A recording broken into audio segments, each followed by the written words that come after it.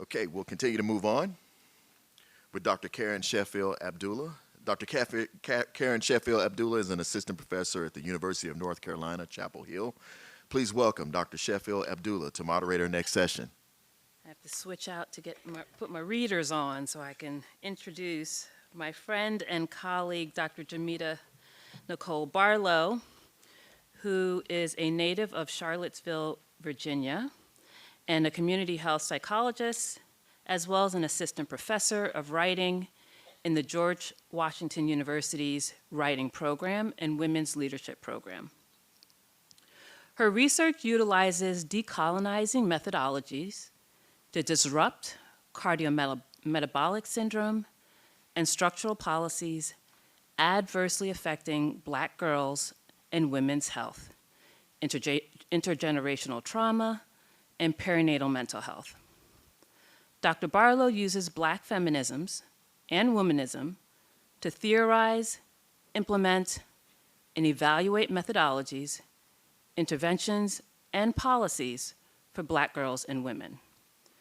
With professional experiences in federal government, national nonprofits, and academia, she has spent 24 years in transdisciplinary collaborations with physicians, public health practitioners, researchers, policy administrators, activists, political appointees, and community members in diverse settings throughout the world. Dr. Barlow is trained as a doula, a childbirth educator, prenatal yoga and meditation instructor, and she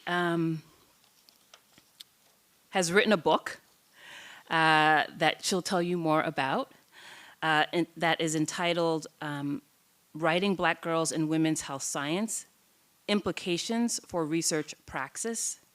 She has been quoted in the New York Times, the Washington Post, Essence, Shape, Insider, NBC News, so on and so on and so on. And so a little excerpt from her book. The field of Black girls and women's health science is both transdisciplinary and interdisciplinary. As such, the contributors to this edited collection offer a unique lens to Black girls and women's health science, expanding our collective scientific worldviews.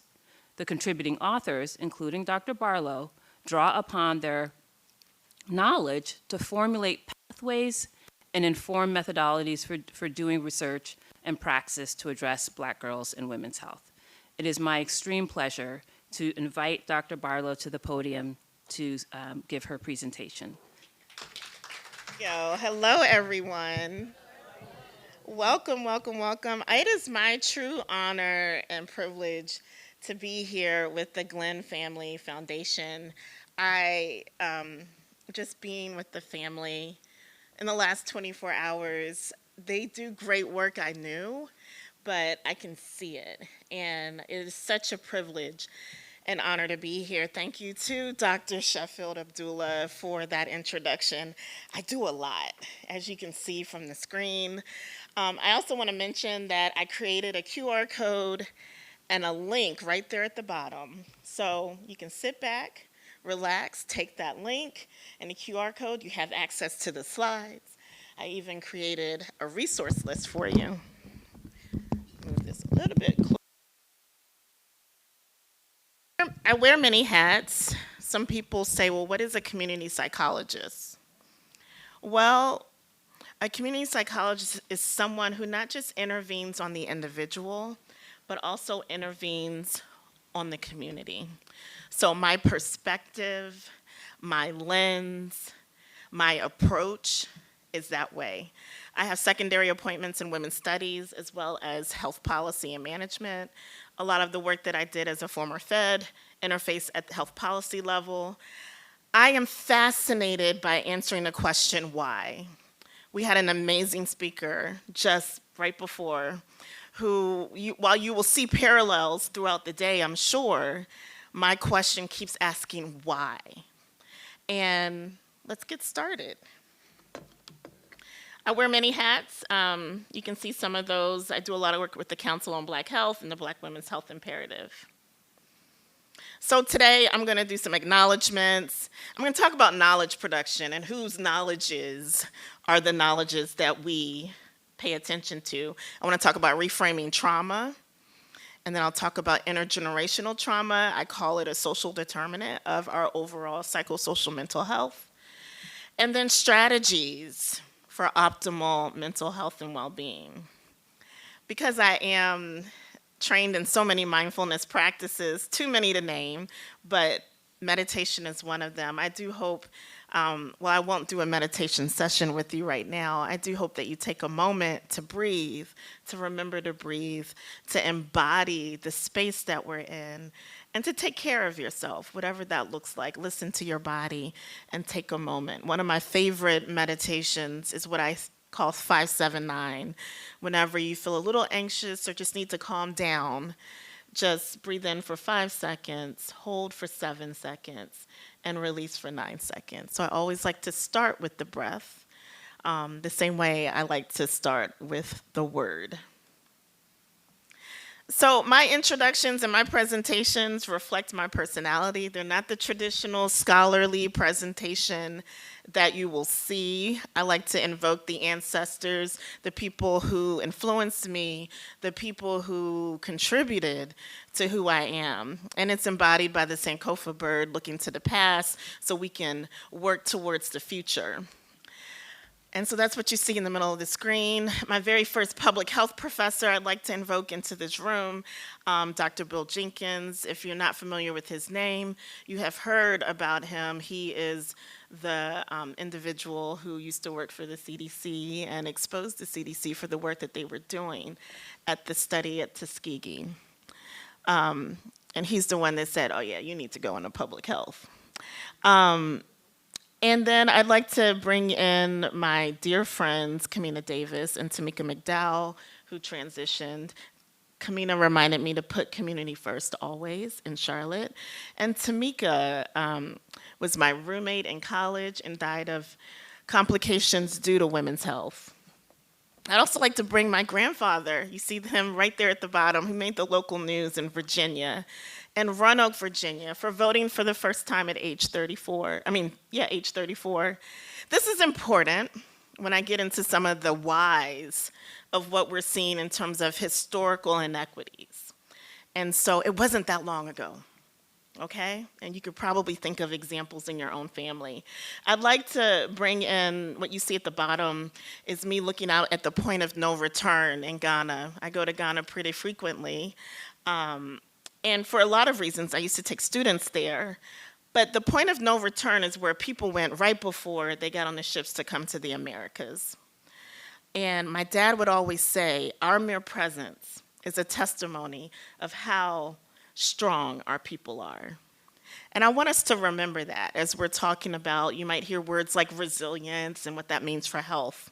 And then I'd like to leave you with this quote as I acknowledge these folks with Sonia Sanchez, where she says, I cannot tell the truth about anything unless I confess being a student, growing and learning something new every day. So I hope that you learned something today. My oldest known paternal family goes back to 1791 in North Carolina. And my oldest maternal ancestor goes back, we know her as Belinda, to 1731 in Virginia. I am a Virginian through and through, and that's a picture of one of my mother's, one of the ancestors on my mom's side. I bring that up because I am here because of them, okay? We're all here because of our ancestors. And a lot of it is good, but some of it is bad. And we're going to talk a little bit about how these traumas show up and what we can do about it. I also want to acknowledge the story that got me to the career I'm in. You see a little red circle around two individuals. The one at the bottom is my great-grandmother. She passed giving birth to my grandmother. My story in 1934, my story in this work begins then. Maternal mortality is not a new issue. My aunt, who is the daughter, the oldest daughter of that grandmother who was born, She tells me this story often growing up, and it became my inspiration to do the work that I do. Now, at the time, my grandfather, and it could have been a gender thing, but just couldn't handle five kids under the age of four, under the age of 6. And so my great aunt went, sent her daughter to go, sent her granddaughter to go get these kids on the day my grandmother was born. And they joined a family of 5 and the 2 parents. And they all lived together. And if it weren't for that, my dad wouldn't be here, my 6 aunts and uncles wouldn't be here. And I bring that up because the way we get through is through family. The way we get through is through organizing community and changing policy. And that has been my experience, and that is why I'm here. So I brought my family to the Glenn Family Foundation. So when I talk about decolonizing research, what am I talking about? Okay, everybody, you hear people talking about all these terms, colonialism, intersectionality. So typically in science, what we do, we start with methodology, right? Everybody wants to know, so what methods were used? But we don't start at that step before, ontology, epistemology. And so that has to deal with knowledge production. How are we producing knowledge? Whose knowledges are accepted? And when we understand that implicit bias comes from these biased knowledges, then what happens if we were to introduce other ways of knowing? And that's what we're here, that's what I'm here to talk about. What are these other ways of knowing? So for me, that's where womanism and Black feminism come in. We have nearly 200 years worth, a canon of literature of Black women talking about the lived experiences of Black women in the Americas. And I don't want to discount that. We call it African American literature. But when you look at some of it, for example, Zora Neale Hurston was an ethnographer. That's qualitative data. And she was one of the few people who were studying low-income Black women, Black communities in the South. And so why that's important, that's my lens. I introduced those particular knowledges in the work that I do. That requires that I center Black women's experiences, because guess what? If we centered Black women's experiences, we would help everybody. And that is a major tenet of Black feminism. It's not separate. It's not whatever you think, because I know people have issues with these words, but it's a grounding and a standpoint and a lens through which we can better understand issues. And so I apply that to the work that I do in women's health. Womanism, popularized by Alice Walker, is a social change perspective, but it's really rooted in we're at one with the earth, with the environment, with the spirit world, our ancestors, and understanding that. So when I think about some of the folks who influenced my ontologies and epistemologies, I already told you some of them, my family, my friends. Think about the people in your family who just taught you things that you just know to be true.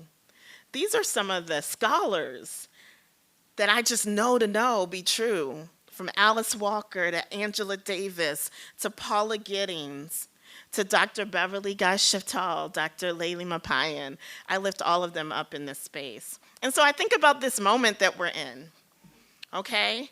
From Dr. Claudine Gay being dismissed as the president of Harvard, to Breonna Taylor being killed in her bed, in her home, to Taraji Henson talking about the inequity she experiences as an actress, to Representative Eddie Bernice Johnson, who was the first nurse in Congress and who died this past December, who fought, like all of you are fighting for these issues, and she died due to medical neglect, and her family's fighting right now. That's shameful. Right? These are issues that have been going on. And then even, I know I'm bringing up Beyonce, I like Beyonce. But even Beyonce, who experiences what she experiences, it's due to this thing called gendered racism. And also Miriam Carey, we don't talk enough, who was killed because she made a U-turn in DC. And she was in an episode with her daughter, her baby in the backseat. So there's this interface I'm going to talk about briefly with acknowledging where we are in terms of the criminal justice system, the education system, and the health system. But we didn't get here. We didn't just show up. As I mentioned, my grandmother in 1934 being born. And our history doesn't also start at slavery, but our history in the U.S.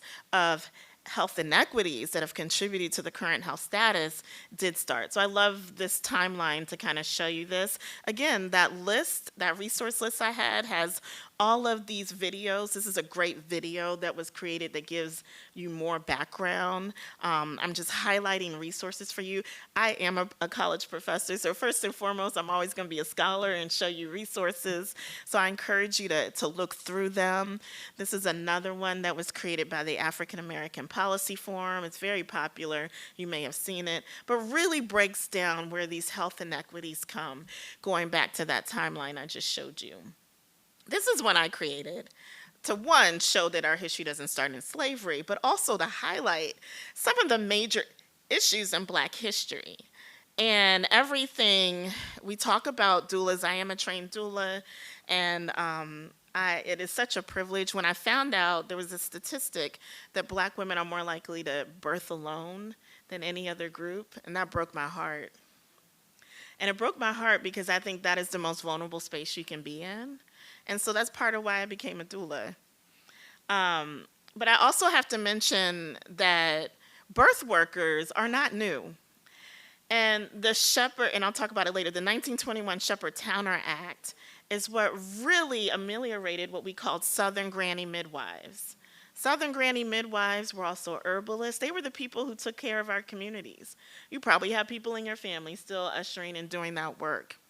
But they also had a little privilege. They could go from plantation to plantation, and they were the ones who were supporting and ushering in this new generation during the birthing process. But that act really said, hey, you all have to know how to read. Well, if you understand, during slavery, you could be killed for reading and writing. How are you going to be able to continue to do the work as a midwife? It was a legal change that created this trauma, that created this disrupt, and how people's health was determined or supported in that community. So you have that. You have different policies that really created these circumstances. You had the J. Marion Sims everyone likes to talk about. But there were a lot of doctors. I like to read old Southern medical journals. Their belief systems, their ontologies and epistemologies created these circumstances. The 1910 Flexner Report, which was really the American Medical Association, ensuring that who has control over the health of individuals. We have to understand we did not get here because Black women don't know how to take care of themselves. We are here because there are policies that have created these circumstances. And when we understand that, we work on both sides to create the change. So that's why I study Black girls and women's health. We know, I'm not here to give you all the rates, but we know, and even in this state, we know that maternal mortality is a problem. We know that infant mortality, low birth weight is a problem. But we also know that this is not separate from larger reproductive women's health issues, okay? So the issue with abortion. The majority of individuals who have abortions are already mothers, according to the Guttmacher Institute. The majority of the reasons they're having them are due to violence or to money. So when we talk about the lived experience, again, I told you, we have this canon of lived experience stories, qualitative research, right? People need more money. Black women and other women of color are more likely to take low-paying jobs, to have low-paying jobs. So they're managing a lot on a little. And so this is just another map that shows those. But it's not just, I don't want us to look at this in a vacuum, because all of these lived experiences create trauma that can adversely affect individuals in the process of giving birth. So breast cancer, we've known for 30 years that white women are more likely to be diagnosed with breast cancer, but Black women are more likely to die of it. We've known that for 30 years. NIH has known that. Why aren't we addressing that? I ask the why questions. The why gets me to the solution. And that's what I'm here to really talk a little bit more. We know that there's a disparity by race, by gender, by geography, depending on what state you're in, your race, your gender. It has to do with how much you're being paid. And everybody knows the cost of living has gone up. So if you are a black woman of almost any income, you are struggling based on the circumstances that have been created. And so, knowledge production, we're going to shift a little and talk about how we can reframe trauma. Okay? So, we got knowledge production, and now we're going into reframing trauma. So, first, I do need to do the shameless shout out. This is the book. So, when I talk about this book, it's more so, and thank you to Dr. Karen for reading that. It's more so because I got tired in my own research of being asked, okay, I know this is what's going on with black women, but what about white women? And I said, there are a lot of issues going on with white women, but I don't study white women. And it's like comparing apples and oranges. Because when you compare to white women, you're holding that as the gold standard, and they have their own issues. There have not been enough studies that look at black women and within group difference. And so this book offers different philosophies of science, ontologies, and epistemologies to explore that. And so I got a coupon code. Again, it's in the slides, so you don't have to go. I had to do it. So I talked about the Shepard-Towner Act. But there was also an act called the Hill-Burton Act. And if you're not familiar with that, I heard the administrator of CMS, the Center for Medicaid and Medicare Services, say that Medicare helped desegregate hospitals. And I liked framing it that way. But this act made it much harder for black hospitals to continue. The same way the Flexner Report made it that much harder for black medical schools to even be in existence. We only have like 3 or 4 now. There used to be 8. And part of it is we as a community do the work and create these institutions, and then there are policies that disrupt them. And so how can you be in compliance if it keeps being disrupted? You see it happening today in so many ways. And so as was mentioned in my bio, I was born and raised in Charlottesville, Virginia. If you're not familiar, it is the birthplace of our 3rd president, Thomas Jefferson. I can't tell you how many times I visited that plantation growing up, because that was always the field trip. But I bring that up to talk about ontology and how that applies to knowledge production and how it applies to reframing trauma. I'm fascinated by history. And he wrote a letter to his son-in-law back in 1820, and he said, I'm not going to read the whole thing, but he said, I consider a woman who brings a child every 2 years as more profitable than the best man on the farm. So he was trying to justify why he purchased more women than men as a slave owner. Now, we have to understand how these knowledges are embedded into policy. Because fast forward, you'll have the Monahan report that blames black families for their circumstances, but not talk about how policies made it possible for families to be disrupted and black women's bodies were used as a form of credit. Because if you did not know, the more slaves you had, you could purchase land. You could purchase a house. A lot of people, not all people who owned slaves were white. Not all people who owned slaves were rich. I mean, they were rich, but not all white people owned slaves, is what I'm trying to say. But everyone who did had a leg up. And why that's important, when you consider that 1 in 3 black women has experienced sexual violence today, which has led to the majority of what we see in trauma, and they're less likely to report it, where does that come from? When you have it in history and policies that we had state-mandated sexual violence for generations. And so that's why I like that letter. because it's a reminder of where this comes from. It's the why. Okay. Now, I can't get into why he thought that. That's a whole other psychoanalysis. But, some people say he was a product of the times, but there were people who did not believe that at that time. So I wrote this paper called Restoring Optimal Black Mental Health. And oh gosh, my eyes. And intergenerational trauma and Black Lives Matter. I wrote that with the special issue that was on Black Lives Matter at the time. And in it, I draw upon the work of our siblings in the indigenous nations. And I do want to take a moment and just kind of uplift here in Mississippi the Choctaw, Chickasaw, Natchez peoples. And I bring you greetings from Maryland, where we have the Acahonic and the Piscataway nations. It's important to acknowledge the land that we're on and where it came from, the people who worked the land, and the knowledges and economies that were produced from the land. As a result of that, we have trauma. We have trauma in stolen land in my own family. My great-grandmother had 13 kids on my dad's side, but because her husband died at 31, her land was taken. She couldn't, in Virginia, the women couldn't hold on to the land. They said, well, we'll take some of your kids. His brother said that, and then the county took the land. That creates trauma. She wanted to keep her family together, and so that's how we ended up in a city versus being a family of farmers.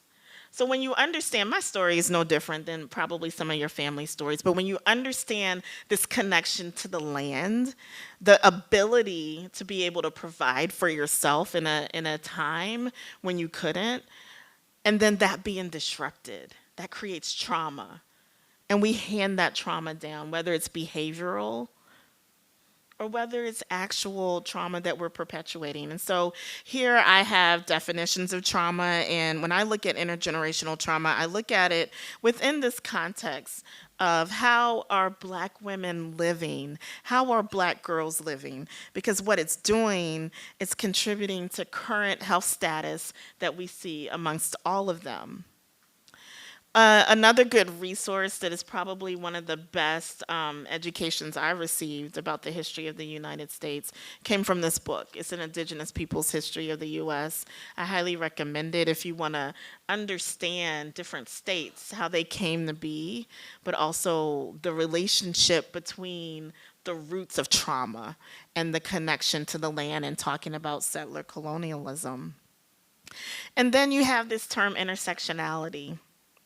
So when we're reframing trauma, I reframe it to look at it where I center Black girls and women, and intersectionality gives me a lens to do that. Now, you may have heard that term. Kimberly Crenshaw coined that term, but she's not the first person to have that concept. Everyone from Anna Julia Cooper in the early 1900s who talked about what is the experience of the formerly enslaved who are both Black or colored, because that's what we were called then, who were both colored and woman, because it's different. It's not trying to be separate, but it is different. We are treated different. And so in Kimberly Crenshaw's case, she was a lawyer. If you're not familiar with her, she was the lawyer on the Anita Hill case before he became Justice Clarence Thomas. She also helped coin the term critical race theory. But it gave us a framing. And what do I mean by that? There was a woman who wanted to work at a plant, I believe in Michigan, and it was a Black woman, and she had sued for discrimination. And the judge was like, no, you're not being discriminated. We have Black men, but they were on the floor. And they were like, well, you're not, we have women, but they were all white women who worked as administrative assistants. There was no space for a Black woman. And that happens all the time.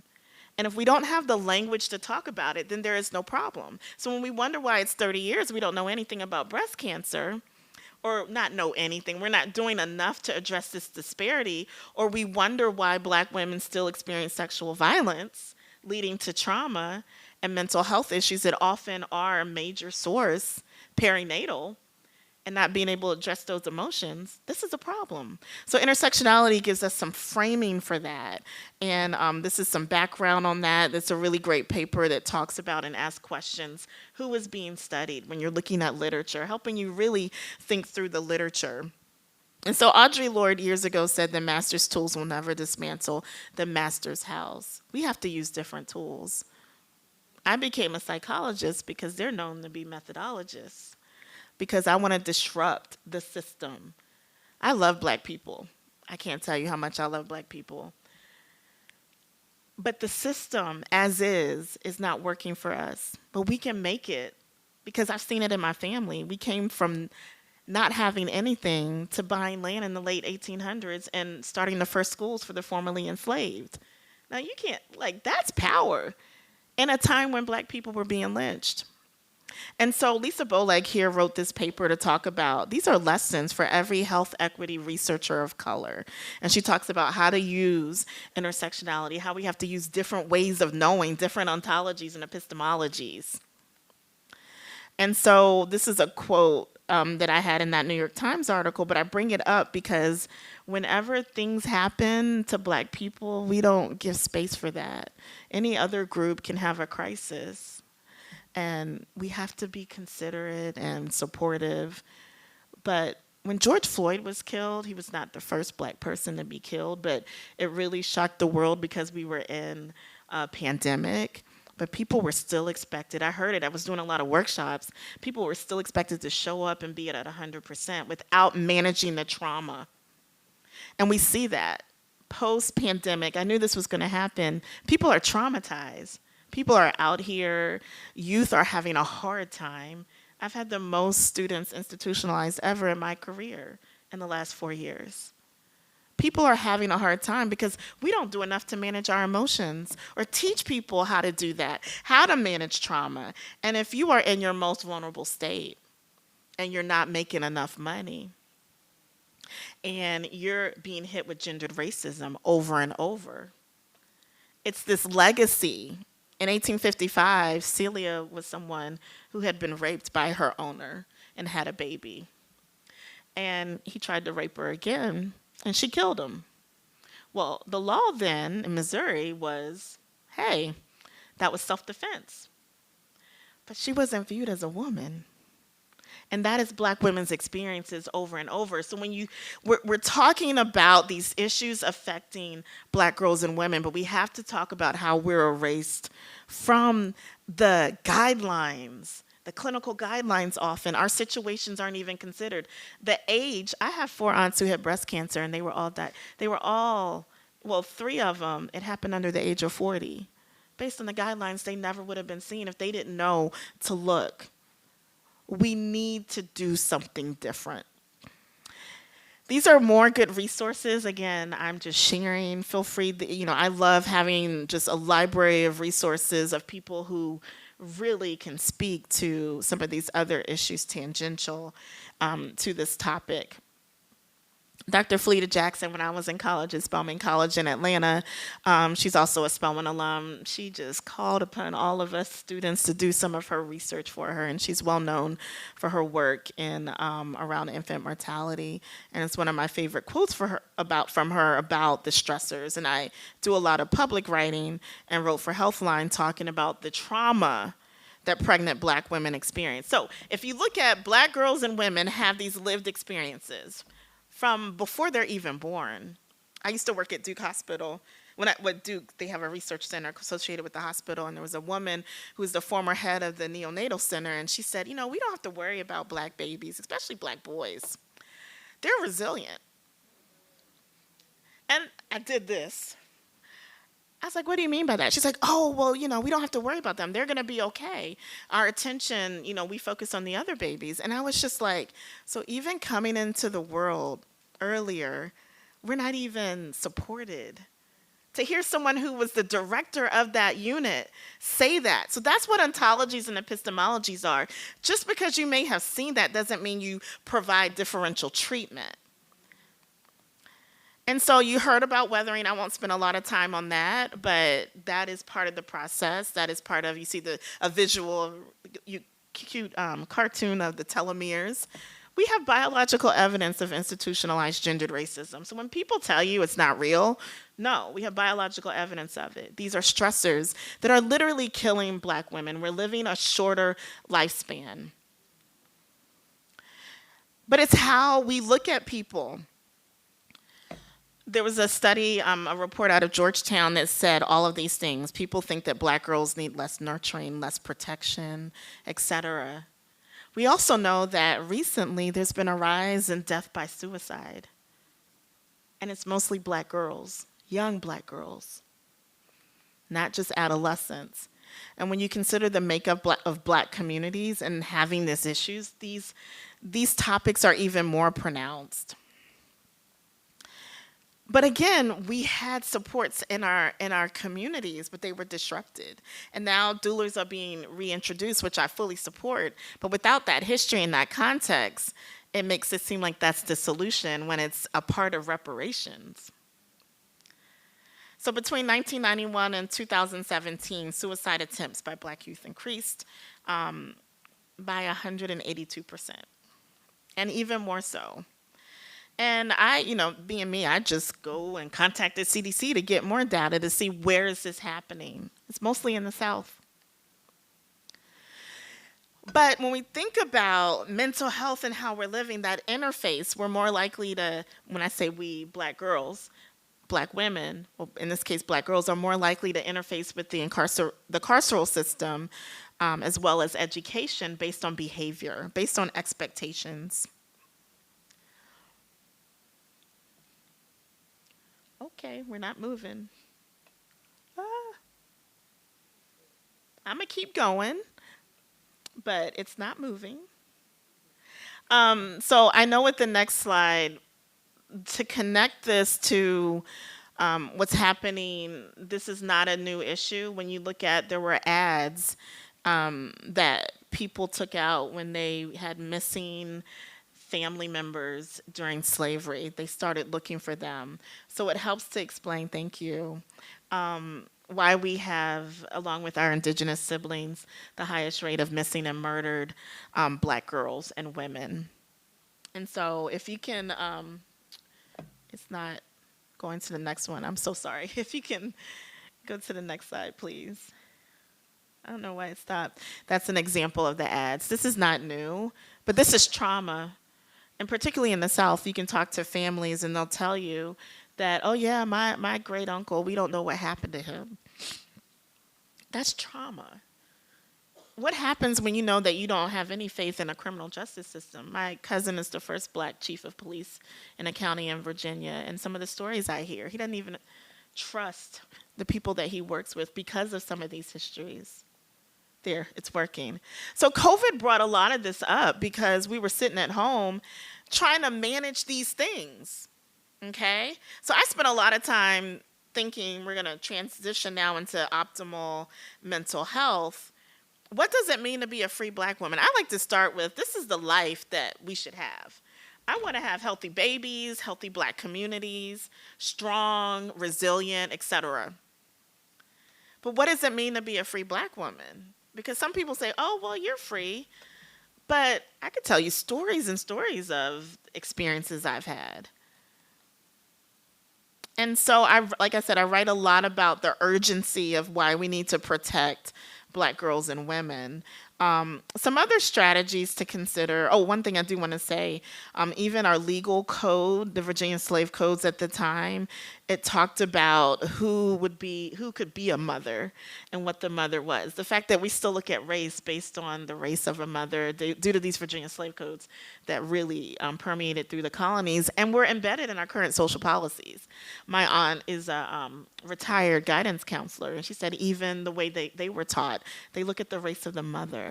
I was like, this is deep. So if we're still using policies that are rooted in slavery, why aren't we considering solutions that repair the damages from slavery?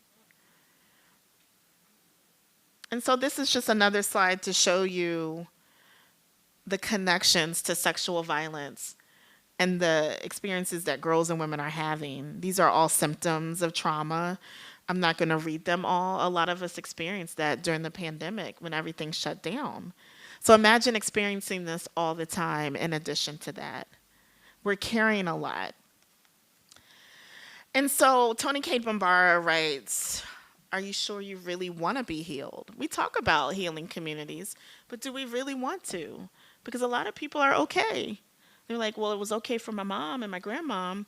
So it's not only that we're doing the work in our communities to create the change, we're also perhaps battling people who don't want to change. And that is a very real readiness statement that we have to grapple with. And I don't think we talk enough about that. And part of the work I do in working in different communities is one, first, getting to know people and building community. But this is not new. In 1886, they would call it misery in her womb. That was just what they diagnosed a lot of black women and any kind of medical issue that they had. But we had what you called mutual aid societies from the 1800s, 1700s. The Glenn Family Foundation is a mutual aid society. It's continuing in that tradition. That's self-determination and mutual aid. That's how we get through. That's how we strategize and create interventions, policies. I wrote this paper and offered a framework on how we do this type of work and community-based efforts. We must center the experiences of black girls and women. Everyone will be okay when we consider the most marginalized first. That is a revolutionary way of thinking, but it's very logical. I use writing as healing in the community interventions that I do, and that's just an example of it. Yes, that's Lena Horne from The Wiz. I show that, and we do journaling. Another way, I did a special issue in a journal.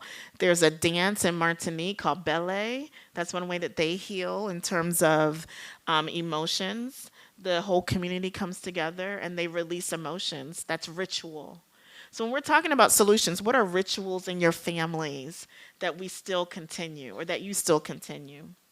We've been taught, so when we talk about intergenerational trauma, we can hand down bad things, but we can also preserve the good things.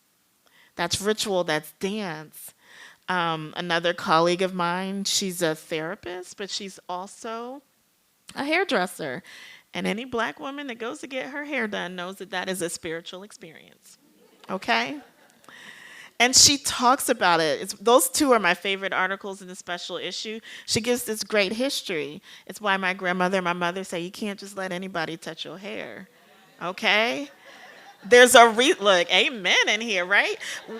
Everybody knows that. I drive to Baltimore to get my hair done because my cousin has a shop and she's the only one that touches my hair.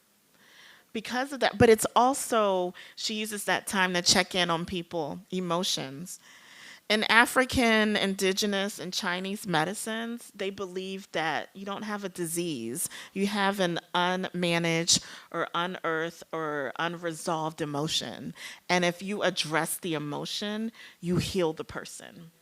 So that's why in acupuncture, it's about breaking up what whatever that clot, I don't want to say clot, but whatever is built up, clogging up that emotion. And they've been around 5,000 plus years. Western medicine is new. I'm not saying not do Western medicine. I say you can do both. Take these knowledges because it works. And I have some citations for you for the scholars in the room. So when I think about effective strategies, as I'm starting to wrap up, rest as resistance. It's a popular book. But our body requires rest.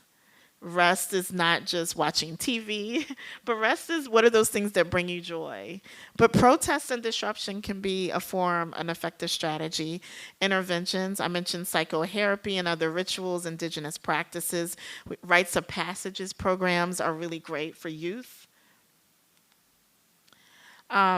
This is a link. It's also in the resource list I gave you in the Washington Post.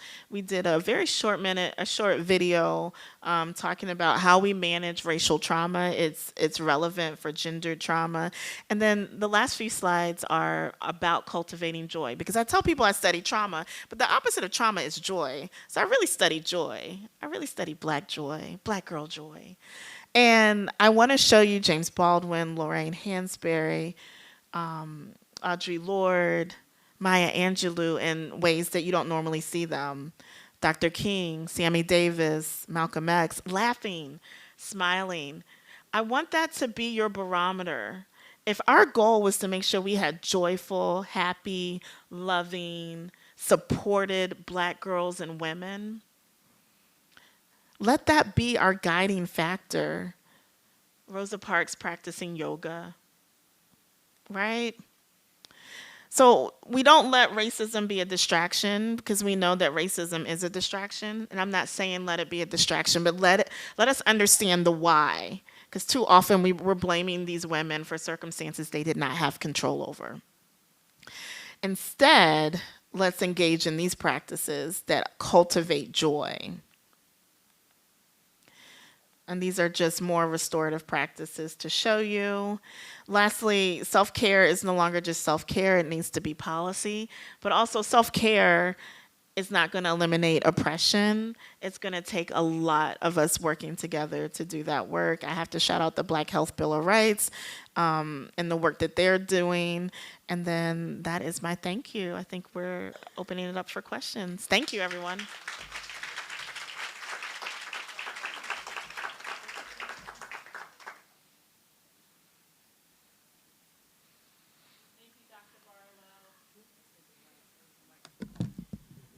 You want to take this one? Here. Got it. Thank you, Dr. Barlow, for that thought-provoking presentation. And like you, I am a why person. Like, why do we do the things that we do, and why do the disparities persist that we see in this country? And so, first of all, I want to be able to open it up to the floor for anybody who has any questions, and to remind people to come to the mic if you have questions for Dr. Barlow.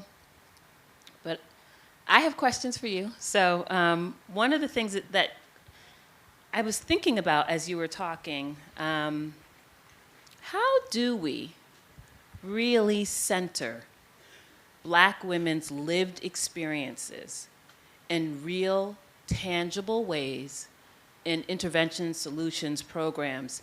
And also, are we ready as a society to center the lived experiences of Black women in true, meaningful ways? We're just going to pass the mic back and forth. Thank you for that question. One, I don't think we're ready. Anytime we bring up anything that centers Black girls or women, there's a whataboutism that occurs, okay? Even though our full U.S. economy was built on years of Black women's wombs, but we can't center them on this side. How we do it, I use breast cancer as the example because I think that's the one that's most tangible for me sometimes, just particularly my family history. But what if we looked at the numbers and we saw, as we know, Black women are more likely to die of breast cancer? Well, what age are they dying? They're also more likely to be diagnosed early. I had a cousin who was diagnosed at 31. And she had a mastectomy at 32 because luckily she knew enough to do self-exams. But if you look at that and wonder, well, what is going on with Black girls and women? Well, let's look at environmental exposures. Why do so many Black people live in certain communities where we've allowed companies to use their chemicals? Or what's going on with our water? What's going on in the air? Why are more Black people living closer to the airport? There's so many environmental stressors and experiences that we don't center, that Black women experience. So if we centered their experience and what they were exposed to, then it would help us address and understand that, not just in terms of assessment, but also in terms of how can we then create solutions? Well, then it's engaging with them and asking them, what's going on? Well, I already told you, they don't have enough money. They're experiencing all of these other things based on the data. So if we did that and created interventions and policies that address that, I think we could get to where we needed to be. Good morning. My name is Terry Dinkins with Mississippi Department of Child Protection Services, Rankin County. So in your presentation, you were talking about the suicide in our young Black male and female, and it's higher number in the South.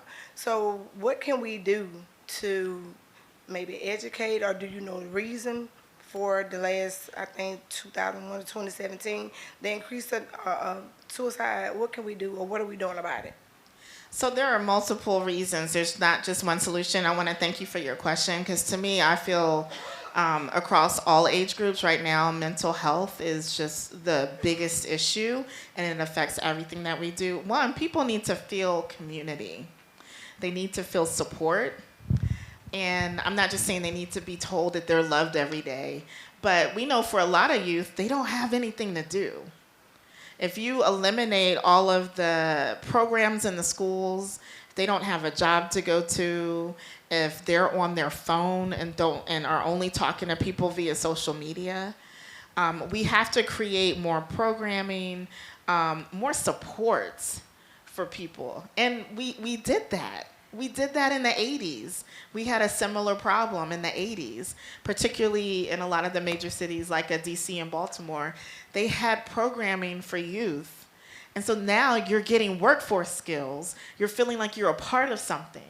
And that's the human experience, is to feel like you're a part of something. You're not just an island.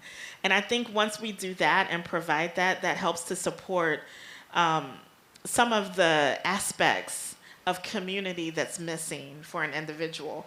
But then also we have to center what's happening in their lived experiences. It could be not having enough money in the family. It could be the education, whatever's happening at school. Bullying is a major issue, but a lot of that is rooted in all of those other things.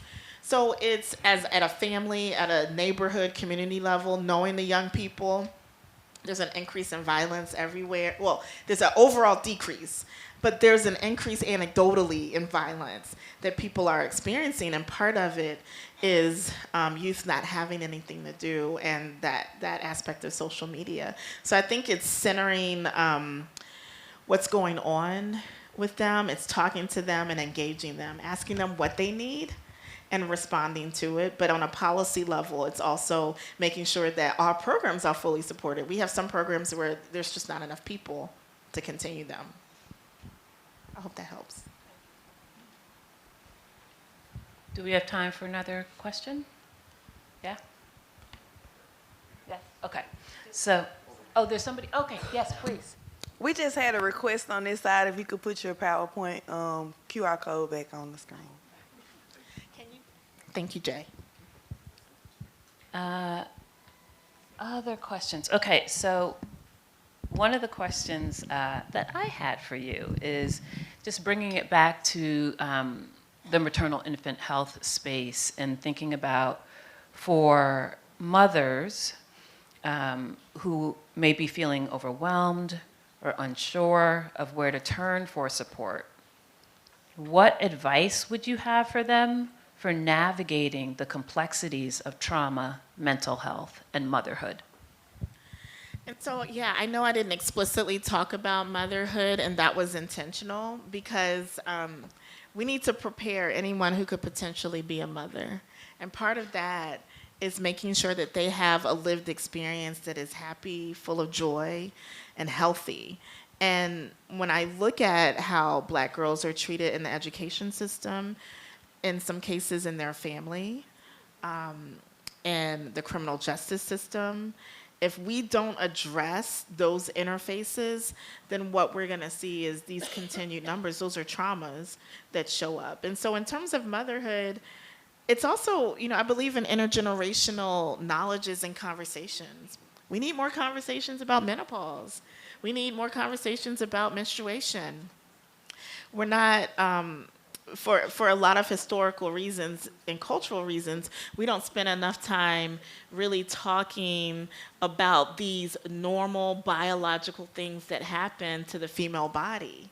And I think if we did that, it would also open the door to talk about, look, this is my experience as a mother, et cetera.